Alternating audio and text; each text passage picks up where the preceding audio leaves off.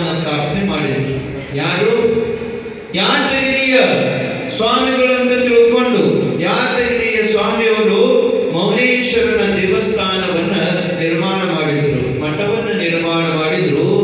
ಮೌನಲಿಂಗ ಅಂತ ತಿಳ್ಕೊಂಡು ಆ ದೇವಸ್ಥಾನ ಕರೆದಿದ್ರು. ನೋಡ್ರಿ, ಊರು ಬಿಟ್ಟು ಸ್ವಲ್ಪ ದೂರ ಇರ್ತದೆ. ಹೀಗಿರುವಂತಹ ಸಮಯದೊಳಗ ಆ ದೇವಸ್ಥಾನಕ್ಕೆ ನಾಗಲಿಂಗರು ಹೋಗ್ತಾರೆ. ನೋಡಿ, ನಾಗಲಿಂಗರು ಹೋಗ್ತಾರೆ ಆ ಮೌನಲಿಂಗನ ಮಠದೊಳಗೆ. ಮೌನೇಶ್ವರ ಮಠದೊಳಗ ಬಹಳ ಆನಂದವಾಗಿರ್ತಕ್ಕಂಥ ತಾಣ ಇತ್ತು. ಹಸಿರಿನ ತೋರಣಗಳು ಕಾಣ್ತಿದ್ವು, ಎಲ್ಲಿ ನೋಡಿದ್ರು ಕೂಡ ಗಿಡ ಮರಗಳು ಕಾಣ್ತಿದ್ವು. ಪ್ರಶಾಂತವಾಗಿರ್ತಕ್ಕಂತಹ ವಾತಾವರಣ ಆ ನವಲಗುಂದದೊಳಗೆ. ಹೀಗಿರುವಾಗ ನಾಗಲಿಂಗರ ವಿಚಾರ ಮಾಡ್ತಾರ, ನಾವು ಇಷ್ಟು ದಿವಸ ಏನು ಹುಡುಕುತ್ತಿದ್ದಲ್ಲ ಅಂತಹ ಪಾರಮಾರ್ಥಿಕ ಜ್ಞಾನವನ್ನು ಹೊಂದುವುದಕ್ಕಾಗಿ ಸ್ಥಳವನ್ನ ಏನು ಹುಡುಕಾಡಗತ್ತಿದ್ದಲ್ಲ ಇಂತಹ ಸ್ಥಳ ಎಲ್ಲಿದೆ ಅಂತ ತಿಳ್ಕೊಂಡು ಕೇಳಿದ್ರ, ನಾ ಏನು ಬಂದೀನಿ, ಈ ಮೌನೇಶ್ವರನ ತಾಣ ಏನದ, ಇದೇ ನನಗ ಕಾರ್ಯಕ್ಷೇತ್ರ ಆಗ್ತದ ಅಂತ ತಿಳ್ಕೊಂಡು ಮನಸ್ಸಿನೊಳಗೆ ಭಾಸ ಆಯ್ತು. ನೋಡ್ರಿ, ನಾಗಲಿಂಗರೇ ಭಾಸ ಆಯ್ತು. ಹೀಗಿರುವಂತಹ ಸಮಯದೊಳಗ ಅದೇ ದೇವಸ್ಥಾನದೊಳಗ ಅದಾರ ಪ್ರತಿನಿತ್ಯ ಮೌನೇಶ್ವರನ ದರ್ಶನವನ್ನು ಪಡ್ಕೊಳ್ಳೋರು, ಅಲ್ಲಿ ಪೂಜೆಯನ್ನ ಸಲ್ಲಿಸೋರು. ಪ್ರತಿನಿತ್ಯವೂ ಕೂಡ ಯೋಗ ಧ್ಯಾನದೊಳಗ ಅನೇಕ ಯೋಗಗಳನ್ನ ಬಲ್ಲವನಾಗಿದ್ರು ನಾಗಲಿಂಗರು. ಯೋಗ ಮಾಡ್ತಿದ್ರು, ಪ್ರಶಾಂತ ವಾತಾವರಣ ಇತ್ತು. ಹೀಗಿರುವಂತಹ ಸಮಯದೊಳಗ ಆ ಸ್ಥಳಕ್ಕ ಆ ನವಲಗುಂದದ ಜನ, ಭಕ್ತ ಜನ ಯಾರೂ ಬರ್ತಿರ್ಲಿಲ್ಲ. ಬಹಳ ಜನ ಬರ್ತಿರ್ಲಿಲ್ಲ. ಆ ಸಮಯದೊಳಗ ಪ್ರತಿನಿತ್ಯ ಅಲ್ಲೇ ವಾಸ ಮಾಡ್ಲಿಕ್ಕತ್ತಾರ, ಪೂಜೆ ಧ್ಯಾನದೊಳಗದಾರ. ಹೀಗಿರುವಂತಹ ಸಮಯದೊಳಗ ಒಬ್ಬಕಿನೇ ತಾಯಿ ಬರ್ತಿದ್ದಳಂತಲ್ಲಿ. ಒಬ್ಬಕಿನೇ ನೋಡಿ, ಒಬ್ಬಳೇ ಬರ್ತಿದ್ರು ಅಂತಹ. ಪ್ರತಿನಿತ್ಯ ಆ ದೇವಸ್ಥಾನಕ್ಕೆ ಬಂದು ಹೊರಗಡೆ ಕಸವನ್ನ ಗುಡಿಸ್ತಿದ್ರು, ಸೇವೆಯನ್ನ ಮಾಡ್ತಿದ್ರು. ಎಲ್ಲ ಸ್ವಚ್ಛವನ್ನ ಮಾಡಿ ಮತ್ತ ಅಲ್ಲಿಂದ ಹೊರಗೆ ನಿಂತೆ ನಮಸ್ಕಾರ ಮಾಡಿ ಮನೆಗೆ ಹೋಗುತ್ತಿದ್ರು. ಹೀಗಿರುವಂತಹ ಸಮಯದೊಳಗೆ ನಾಗಲಿಂಗರು ಕೂಡ ಅದೇ ದೇವಸ್ಥಾನದೊಳಗೆ ವಾಸದ ದಿನ ಯೋಗ ಮಾಡುತ್ತಾರೆ. ಹೀಗಿರುವಾಗ ಒಂದು ದಿನ ಏನಾಯ್ತು, ಬಹಳ ಜ್ವರ ಬಂದುಬಿಟ್ಟು ನಾಗಲಿಂಗರಿಗೆ. ಬಹಳಷ್ಟು ಜ್ವರ, ಬಹಳ ತಾಪ ಆಗ್ಯದ. ಜ್ವರ ಬಂದವ ಒಂದು ದಿನ ಆಯ್ತು, ಎರಡು ದಿನ ಆಯ್ತು. ಆದ್ರ ಅಲ್ಲಿ ಬಂದು ಕೇಳುವವರು ಯಾರಿಲ್ಲ.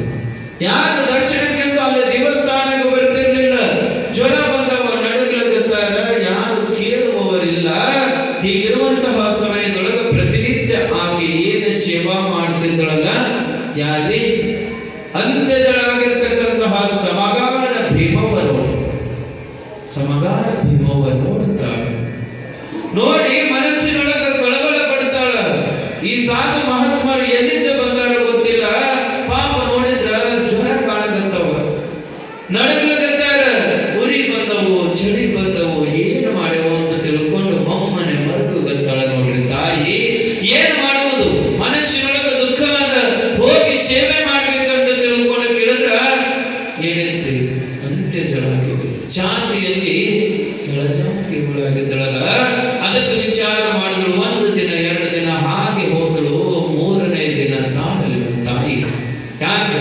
ಒಳ್ಳೆ ದೈವ ಭಕ್ತಿಯನ್ನ ಹೊಂದಿರತಕ್ಕಂತ ಸಮಗಾರ ಭೀಮವ್ವ, ಯಪ್ಪ ಒಳಗ ಯಾರಿದ್ದೀರಿ, ಯಾಕೆ ನಡ್ಕೊಂಡಿರ್ತೀರಿ, ಏನಾಗಿದೆಪ್ಪ ಅಂತ ತಿಳ್ಕೊಂಡು, ಎಲ್ಲಿಂದ ಬಂದಿರಿಪ್ಪ ಅಂತ ತಿಳ್ಕೊಂಡು ಕೇಳಿದಾಗ ಆಗ ನಾಗಲಿಂಗರು ಹೇಳ್ತಾರೆ, ವಾ ತಾಯಿ, ನಾನು ನೋಡು ಹಿಂಗ ಜವಳಗೇರಿಯಿಂದ ಬಂದೀನಿ, ಸಂಚಾರ ಮಾಡುವಾಗ ಬಂದಿನವ ಅಂತ ತಿಳ್ಕೊಂಡು ಹೇಳ್ತಾರೆ. ಯಪ್ಪ, ಈ ಊರೊಳಗೆ ನಿಮಗೆ ಯಾರು ಪರಿಚಯ ಇಲ್ಲ ಏನ್ರಿ, ಯಾರು ಗೊತ್ತಿದ್ದಾರೇನಿಲ್ಲ ಅಂತ ತಿಳ್ಕೊಂಡು ಕೇಳಿದಾಗ, ಯವ್ವ ಈ ಊರೊಳಗೆ ನನಗ್ಯಾರು ಗೊತ್ತಿರ್ಬೇಕೆ, ಯಾರು ಗೊತ್ತಿಲ್ಲ ನನಗೆ ಬಹಳ ಜ್ವರ ಬಂದವ್ವ ಅಂತ ತಿಳ್ಕೊಂಡು ಹೇಳ್ತಾರೆ. ಹೇಳಿದಾಗ ಸಮಗಾರ ಭೀಮವ್ವ ಅಂತಾಳ, ಯಪ್ಪ ನಾಗಲಿಂಗರ ನೋಡ್ರಿಪ್ಪ, ನಿಮ್ಮ ಸೇವಾ ಮಾಡ್ಬೇಕಂತೀನಿ, ನಿಮ್ಮ ಸೇವೆ ಮಾಡುವುದಿರ್ಲಿ, ನಿಮಗ ಮುಟ್ಟುವ ಹಾಗೆ ಕೂಡ ಇಲ್ಲ. ನಾನು ನಿಮಗ ಪ್ರಸಾದ ಮಾಡ್ಕೊಂಡು ಬಂದು ತಂದು ಕುಡಿಬೇಕಂತ ಅಂತೀನಿಪ್ಪ ಗುರುವೆ.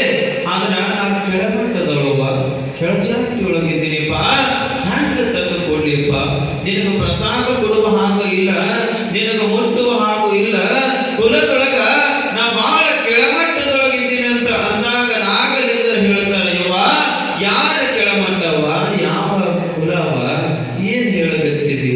ಯಾರು ಕೆಳಮಟ್ಟದವರು, ಯಾರು ಕೀಳು ಕುಲದವರು ಜಗತ್ತಿನೊಳಗ ಅಂತ ತಿಳ್ಕೊಂಡು ಕೇಳಿದ್ರ, ಮಾನವನಾಗಿ ಜನಿಸಿ ಜಗತ್ತಿಗೆ ಆಧಾರಕರ್ತನಾಗಿರ್ತಕ್ಕಂಥ ಭಗವಂತನ ಧ್ಯಾನ ಯಾರು ಮಾಡಲ್ಲ, ಧರ್ಮದೊಳಗ ದಯೆ ಯಾರು ಇರಲ್ಲ, ಇನ್ನೊಬ್ಬರ ಬಡತನವನ್ನು ನೋಡಿ ಯಾವ ನಗತನ ಆತ ಮನುಷ್ಯನಲ್ಲ, ದಯಾಗುಣ ಏನಿರ್ತದ ಆತನೇ ಮಹಾದೇವ ಅಂತ ತಿಳ್ಕೊಂಡು ನಾಗಲಿಂಗರು ಹೇಳ್ತಾರೆ. ಆತನೇ ಮಹಾದೇವ.